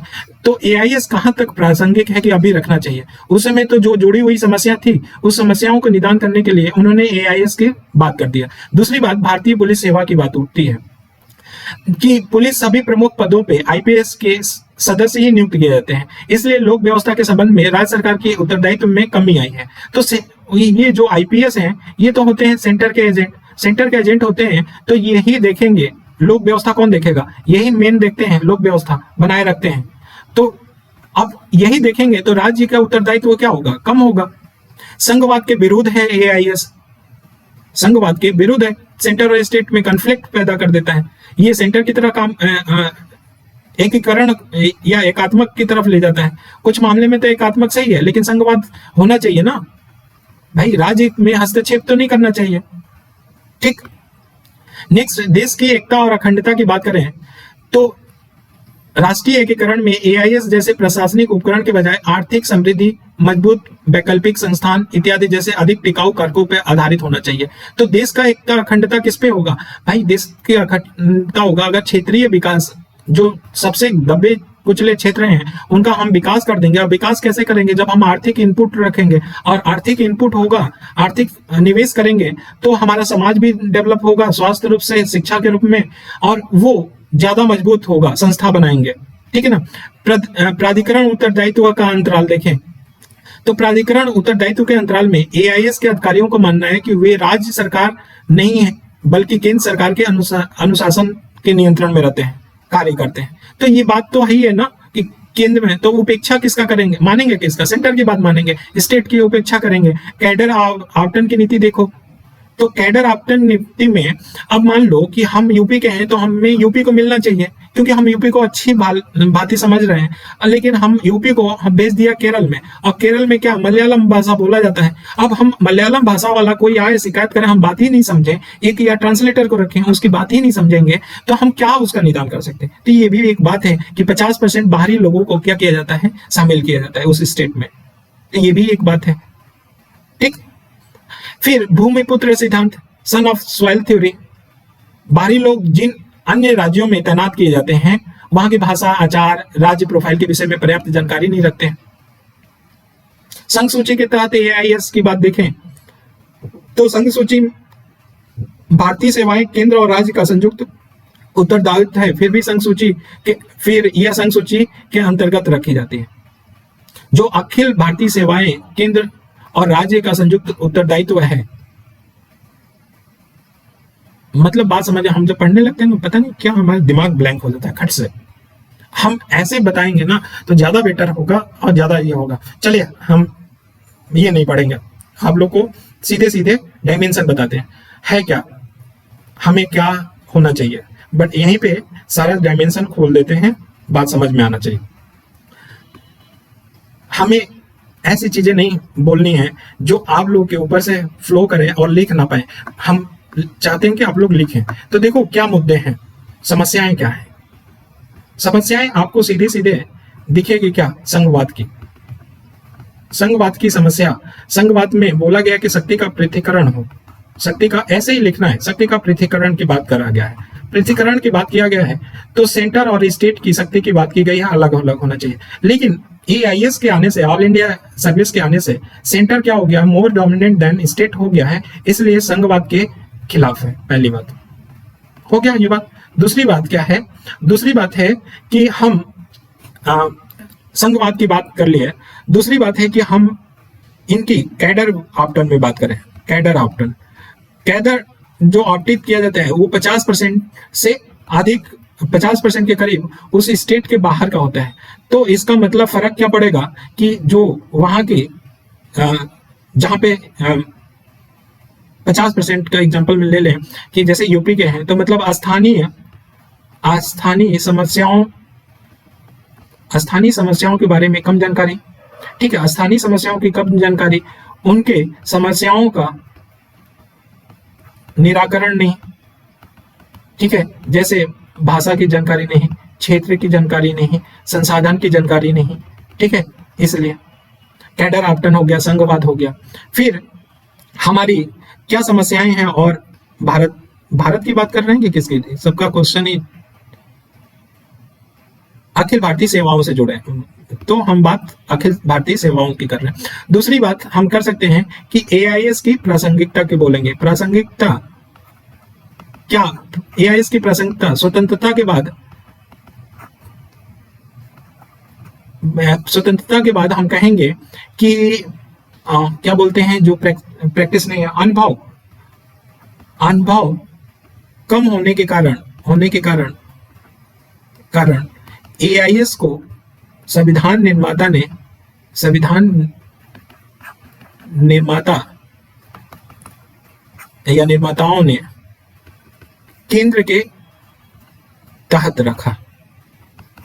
लेकिन 70 वर्ष के बाद, या जो भी 7 दशक के बाद, राज्य और सेंटर दोनों के पास अनुभव ज्यादा हो गया है।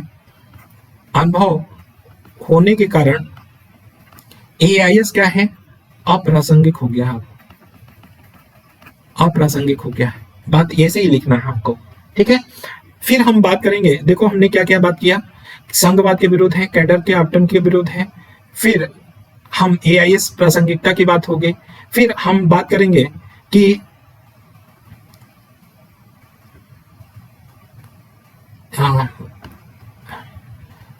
अब उत्तरदायित्व की बात करेंगे, जो भी नंबर का है, उत्तरदायित्व या उत्तरदायित्व बोलते हैं, या जवाबदेही। ठीक है, उत्तरदायित्व और जवाबदेही में सेंटर के प्रति ज्यादा जवाबदेही होते हैं कौन, एआईएस, और स्टेट के प्रति कम जवाबदेही होते हैं। तो ये एक बड़ी समस्या लेके आ रहा है। तो वो स्टेट की बातों को सुनते नहीं है, इससे हमारा विकास क्या होता है, प्रभावित हो जाता है, डाउन चला जाता है, डाउनफॉल होता है। दूसरी बात है कन्फ्लिक्ट भी बढ़ जाता है। पांचवा हमारा क्या, नेक्स्ट अगर देखा जाए लोक व्यवस्था की बात करें, लोक व्यवस्था की, तो आईपीएस जितने हैं वो सब बड़े बड़े पोस्ट पे रहते हैं। पुलिस में क्या बड़े बड़े पोस्ट पे रहते हैं, और वही लोक व्यवस्था को देखते हैं। तो लोक व्यवस्था के मामले में स्टेट क्या हो जाता है, स्टेट हमारा उदासीन हो जाता है। क्योंकि आईपीएस को कौन देखता है, सेंटर है, उदासीन हो जाता है, क्या हो रहा है लोक व्यवस्था को उसके ऊपर कोई चिंता नहीं, तो ये भी समस्या है। ठीक है, तो ये सारी मुद्दे हम लिख सकते हैं एग्जाम्पल के साथ। तो ये बात समझ में आया, तो फिर से एक बार देख लो क्या क्या हम बातें करेंगे अगर जब भी हमें बात करना होगा, कि संघवाद को लेके, कैडर आवंटन को लेके, फिर आईएएस की प्रासंगिकता को लेके, फिर हम उत्तरदायित्व और जवाबदेही को लेके, लोक व्यवस्था को लेके हम बता सकते हैं। तो यही बातें हमने वहां भी बोला है, लेकिन थोड़ा सा देखो कि स्वतंत्रता में की प्रासंगिकता, भारतीय पुलिस सेवा, संघवाद के विरोध, ये तो सारी बातें हमने बोल दिया है। उसके बाद अगर आए तो आगे क्या है, देश की एकता और अखंडता। तो देश की एकता और अखंडता बनाने के लिए एआईएस सिस्टम ठीक था, लेकिन अभी क्या अनुभव हो गया है, ठीक है, आर्थिक समृद्धि और मजबूत वैकल्पिक संस्था की जरूरत अब है। अब एआईएस को हटा के कर देना चाहिए। प्राधिकरण उत्तरदायित्व की बात होगी, कैडर आवंटन की बात होगी, तो ये सारी बातें हमने कर दिया। भूमिपुत्र का सिद्धांत वही है, भाषा, आचार और राज प्रोफाइल जानते नहीं है, ठीक है ना, या वो जानते हैं जानकारी नहीं रखते हैं, तो भूमिपुत्र के सिद्धांत। संघ सूची के तहत ये बात कोई मतलब नहीं है, संघ सूची में वही एक बात बार बार दोहराने का, ठीक है। तो केंद्रीय प्रतिनियुक्ति की बात करें, 1984 तक केंद्रीय प्रतिनियुक्ति राज्य सरकार की सहमति पे की जाती थी, लेकिन कालांतर में क्या कर दिया, समाप्त कर दिया। तो नियुक्ति की भी बात आ जाएगा, ठीक है। और एआईएस राज्य की स्वायत्ता पे अतिक्रमण करती है, तो ये क्या बार बोलेंगे, तो ये कोई बड़ी बात नहीं है। अब नेक्स्ट है कि सरकारी आयोग ने क्या क्या सिफारिश दी एआईएस को लेके, ये वेरी वेरी इंपॉर्टेंट है मुद्दों को लेकर। और मुद्दे हम कोई भी लेके, एआईएस की बात वहां पे हुई है, ऐसा नहीं है कि नौकरशाही के मुद्दे लिखोगे, ठीक है ना। एआईएस का मतलब ऑल इंडिया सर्विस की बात हुई है, और मतलब आईएएस और पीसीएस की केवल बात की जा रही है, प्रशासनिक अधिकारी की नहीं बात कर रही है, आईएएस और आईपीएस की बात की जा रही है। तो ध्यान रखना जब भी लिखना है। तो सरकारी आयोग क्या सिफारिश करता है, बोलता है कि अखिल भारतीय की जो एआईएस की जितनी आवश्यकता स्वतंत्रता के बाद थी, वो आज भी उतना ही है। तो एआईएस को के पक्ष में ये बोला सरकारी आयोग ने कि जितना स्वतंत्रता के बाद भी थी, वो आज भी है उतना, ठीक है ना। नेक्स्ट बोला कि एआईएस को भंग करने के कोई कदम या किसी राज्य सरकार को एआईएस की व्यवस्था से बाहर निकालने की अनुमति देना देश के व्यापक हितों के प्रतिकूल और हानिकारक माना जाना चाहिए।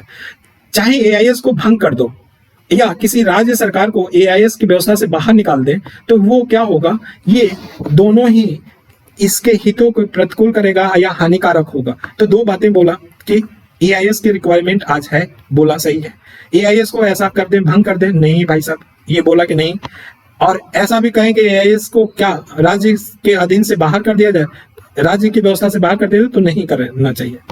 बोला कि बल्कि एआईएस को और अधिक सुदृढ़ बनाना चाहिए, ठीक है, और उनके द्वारा निभाई जाने वाली जो भी भूमिका है उस पर अधिक बल देना चाहिए, जो भी भूमिका है उस पर अधिक बल देना चाहिए। जैसे इसके चयन, प्रशिक्षण, तैनाती, विकास, पदोन्नति, नीतियों और तरीकों के भली भांति योजनाबद्ध सुधारों के माध्यम से प्राप्त किया जाता है।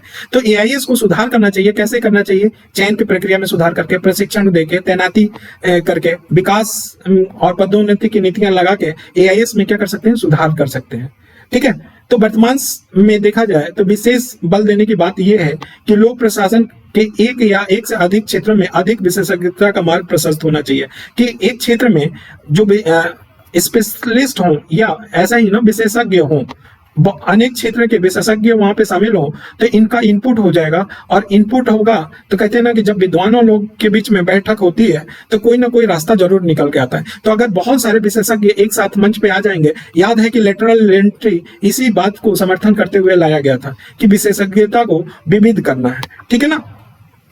अब प्रत्येक एआईएस अधिकारी चाहे प्रत्यक्ष रूप से भर्ती में हो या पदोन्नति से हुआ हो, केंद्र सरकार के अधीन न्यूनतम अवधि तक रखा जाना चाहिए, कि न्यूनतम अवधि तक रखना चाहिए। और इस उद्देश्य के लिए केंद्रीय प्रतिनियुक्ति या डेपुटेशन की न्यूनतम संख्या प्रत्यक्ष भर्ती होने वाले पदोन्नति अधिकारियों के लिए अलग अलग निर्धारित की जानी चाहिए।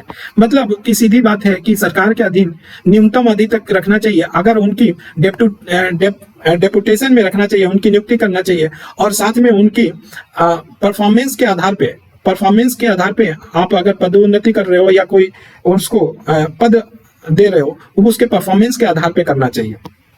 और संघ और राज्य सरकारों के मध्य एआईएस के प्रबंधन पे नियमित परामर्श होना चाहिए।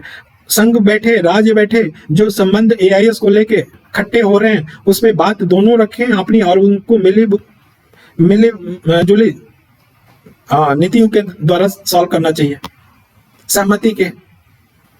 ठीक है। और एआईएस के कार्मिक प्रशासन हेतु एक सलाहकार परिषद की स्थापना किया जाना चाहिए, कि एआईएस का जो प्रशासन देखे तो उनके लिए एक सलाहकार परिषद की स्थापना किया जाए, जिसमें वरिष्ठ अधिकारी को सम्मिलित हों, विचार विमर्श किया जाए और मुद्दों से प्रत्यक्ष रूप से संबंधित हों, ऐसा कुछ सलाहकार परिषद हो।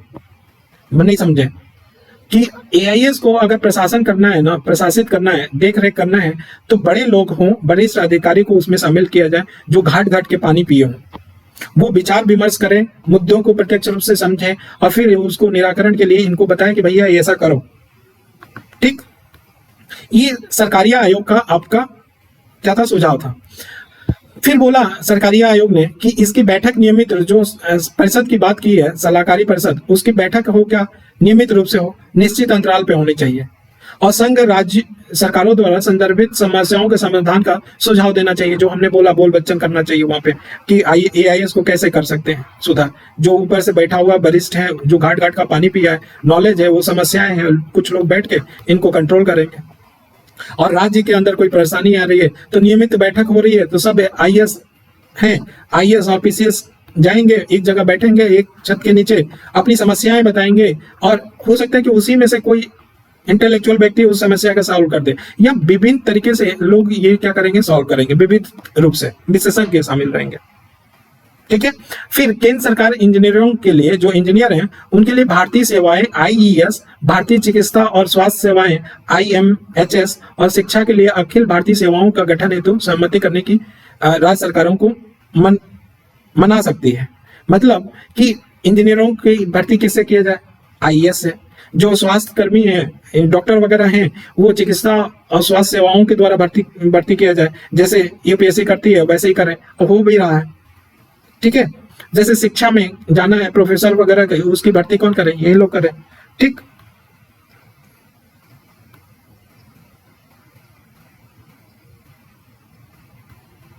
अब नेक्स्ट है सिविल सेवाओं में क्या आवश्यक सुधार लाना चाहिए, reform required in civil service, क्या होना चाहिए।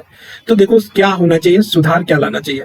तो पहली बात, सेकेंड एआरसी ने सुझाव दिया, उसके सुझाव पे देंगे कि लोक सेवाओं की जवाबदेहिता सुनिश्चित करना चाहिए। जो भी लोक सेवक है उनकी जवाबदेहिता सुनिश्चित करना चाहिए। हाँ, वेरी वेरी इंपॉर्टेंट है, ध्यान रखना। जैसे सेकेंड एआरसी ने बोला कि जवाबदेही सुनिश्चित करने के लिए क्या करें कि 14 वर्ष के, जो प्रथम 14 वर्ष है सेवा पूर्ण होने के बाद, और द्वितीय 20 वर्ष की सेवा पूरा होने के बाद, इन सभी कर्मचारियों के लिए क्या करना चाहिए, समीक्षा किया जाना चाहिए कि 14, इसने बोला सेकेंड एआरसी ने, ये बात समझ लो, सेकेंड एआरसी बहुत बढ़िया बात बोला कि जब सेवा कर दिया हो तो 14 साल में तुमने क्या उखाड़ा वो देखने के लिए वो समीक्षा करें, और फिर दूसरी बार 20 साल पे ये समीक्षा करें, और समीक्षा के आधार पे अगर बढ़िया काम किया तो प्रोत्साहित करो, नहीं तो हतोत्साहित करो, ऐसा कुछ प्लान करना चाहिए, सेकेंड एआरसी ने बोला। ठीक है ना।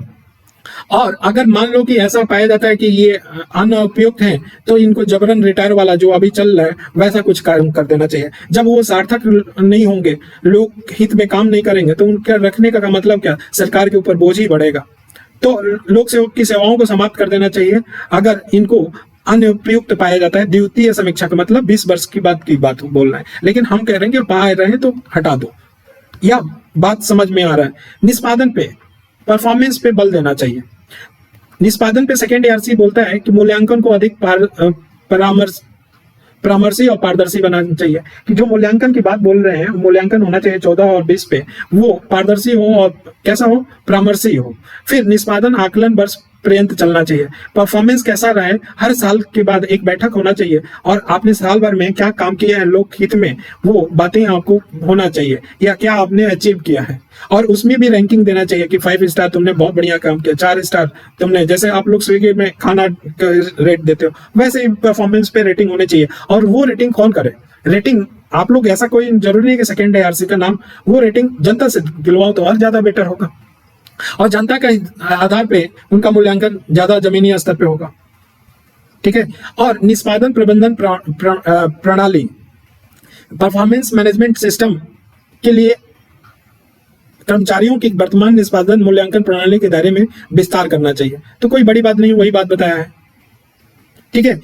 और पीएमएस को, जो हमारा परफॉर्मेंस मैनेजमेंट सिस्टम है, को विशेष मंत्रालय, विभाग, संगठन के लिए उपयुक्त समग्र नीतिगत रूपरेखा के अंतर्गत क्या करना चाहिए, डिजाइन करना चाहिए। ऐसा डिजाइन करना चाहिए कि बिल्कुल परफॉर्मेंस पता चल जाए, ठीक है ना। तो ये सेकंड आईआरसी ने दिया। फिर बोला कि वरिष्ठ स्तर की नियुक्तियों के लिए प्रतियोगिता और विशेषज्ञतापूर्ण ज्ञान, जो भी वरिष्ठ स्तर है, जैसे सचिव है, ठीक है, या सहायक सचिव है, इस तरह के नियुक्तियों में प्रतियोगिता और विशेषज्ञतापूर्ण ज्ञान को क्या दें, तहरीज दें, ठीक है ना। तो ये बात इन्होंने बोला था।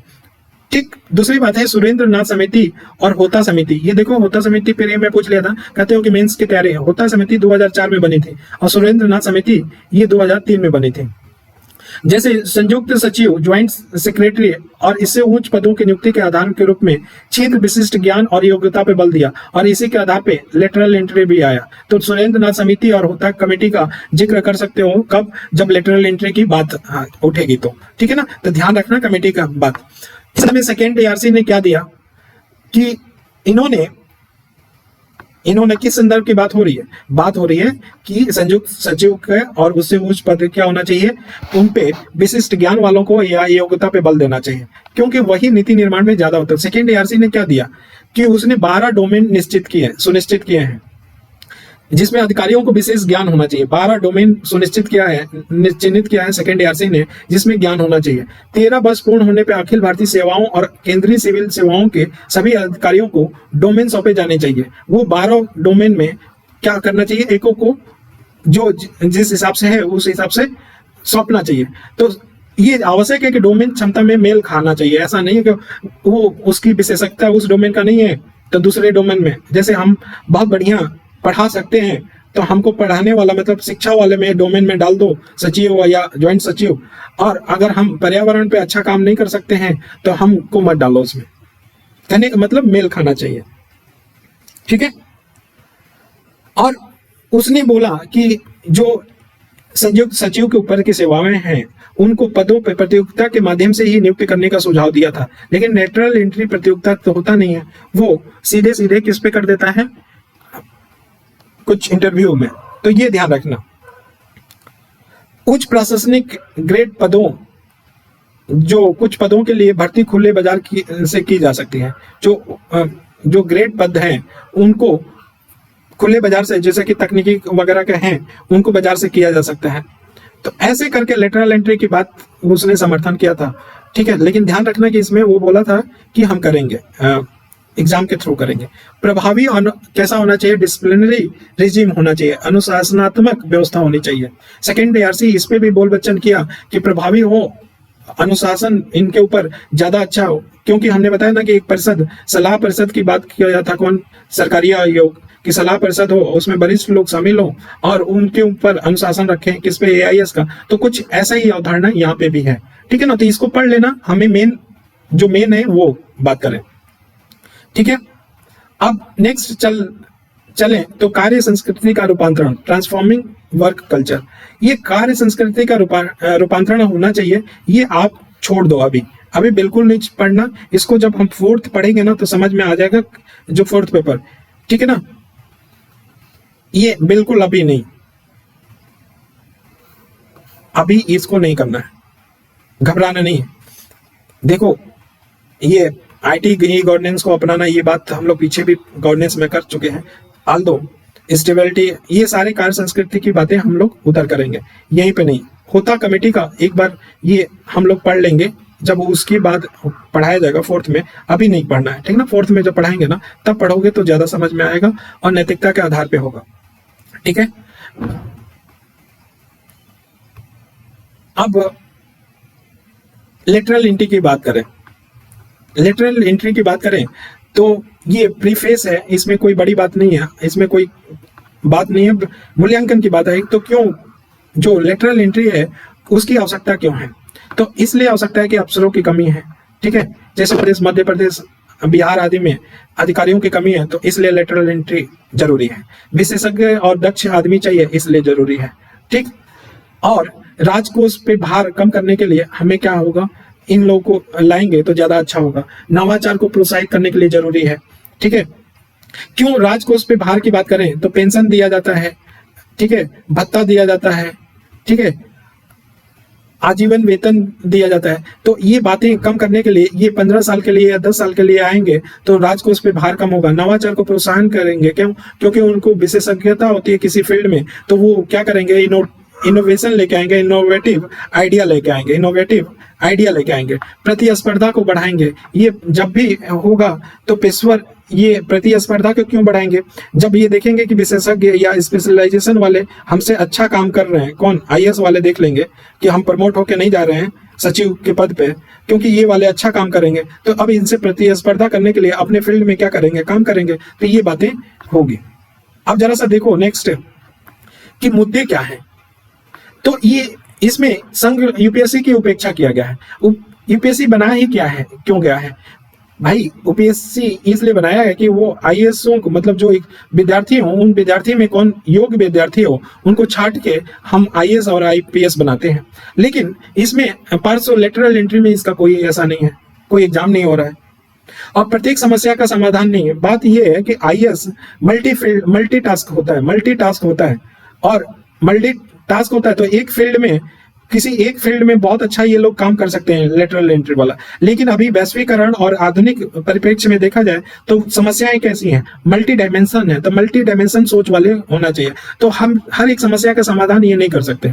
प्रस्ताव पर्याप्त आकर्षक नहीं, मतलब इनको 3 वर्ष के लिए अगर किया जाएगा तो वो कौन चाहेगा?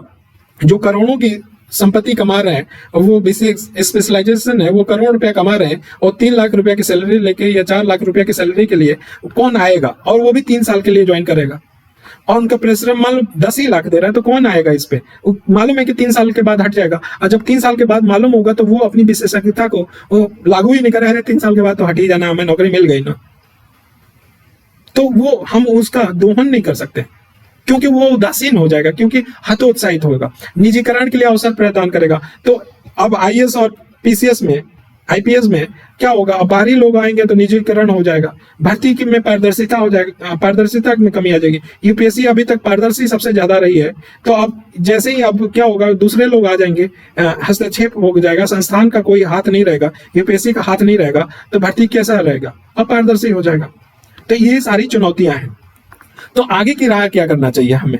देखो, पार्शियल एंट्री देना चाहिए, लेकिन ऐसा इस बातों को ध्यान रखना चाहिए कि उनको वेतन अच्छा दें। और दूसरी बात, वेतन अच्छा देने के बाद हम क्या करें कि ऐसे उदासीन न हो जाए कि 3 साल के बाद हट जाए, तो उनको उदासीन से करने के लिए कुछ व्यवस्था करनी चाहिए। दूसरी बात, हम ऐसा कर सकते हैं कि आईएएस में से ही उसमें से किसी फील्ड को चुने, किसी बंदे को चुने, जैसे कि वो आईटी में बहुत अच्छा है और बहुत इंजीनियर जाते हैं, आईटी में बहुत अच्छा है, बहुत काम कर रहा है, तो आईटी फील्ड में 1-2 साल के लिए उस कंपनी से जो से हायर कर रहे हैं बंदे को 1-2 साल के लिए क्या करते हैं, हम यहाँ के नहीं बता रहे हैं, ध्यान देना, 1-2 साल के लिए वहां उसके शागिर्द में प्रशिक्षण देने की बात करते हैं, तो वो उस जैसा टेक्नोलॉजी नॉलेज रखेगा, तो ये भी बात